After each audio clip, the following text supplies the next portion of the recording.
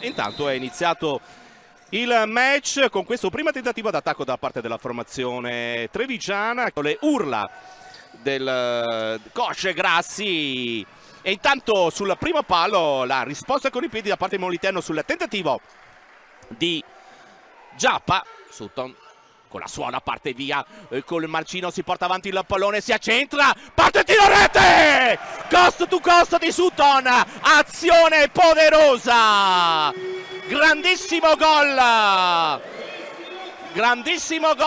della Kame con Sutton, che si è sbloccato da poco con la rete di Sutton. Pregevole l'iniziativa, attenzione, bueno con questo possesso di palla, Jerai in mezzo, Murillo, azione d'attacco da parte della squadra ospite, che arriva a pareggiare sotto porta la rete di Raubo, e quindi il gol che va a pareggiare i conti della prima rete di questa partita. Sbaglia il passaggio, bueno, parte il sinistro, pericolosissimo questo tiro mancino. Sutton sul pressing proprio del numero 14, Turk, attenzione, Giappa, Sutton, troppo d'esterno, il pallone colpito, Turk, il sinistro, conclusione centrale.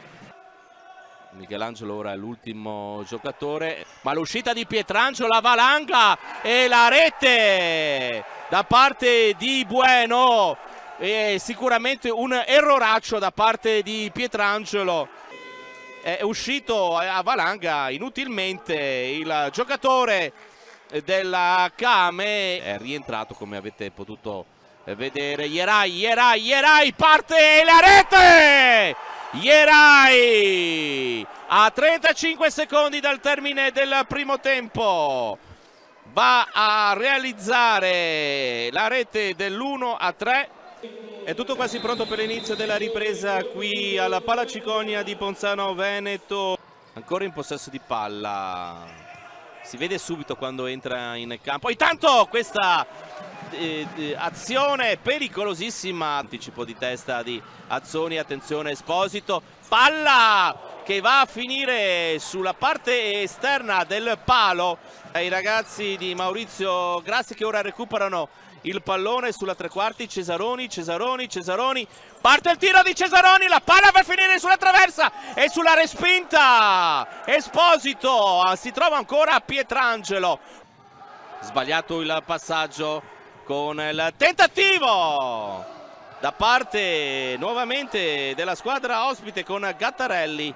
Quest'oggi riesce ad essere molto più calmo rispetto al solito. Ottima azione, attenzione di Cesaroni che mette in mezzo per l'occasione sciupata della formazione di casa, che deve, attenzione con Del Gaudio, attenzione Turk, ed è andata vicinissima alla realizzazione della seconda marcatura la squadra di casa. Giappa mette a terra il pallone, Giappa, attenzione il tiro e la palla in rete a 1:41, con il corpo ben posizionato sul secondo palo, accorcia le distanze il capitano Giappa, che va a realizzare Del Gaudio che lo mantiene, il pressing provato con Jerai. Del Gaudio, pallone che si alza, la girata e ancora Del Gaudio, la chiusura,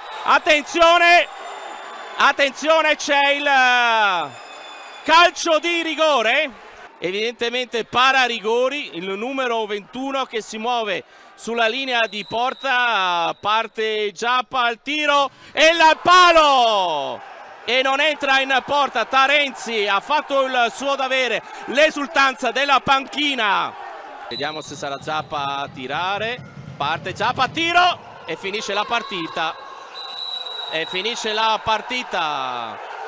Con il successo della formazione della Fortitudo Pomezia, l'esultanza per questo risultato. Un'ottima partita della formazione ospite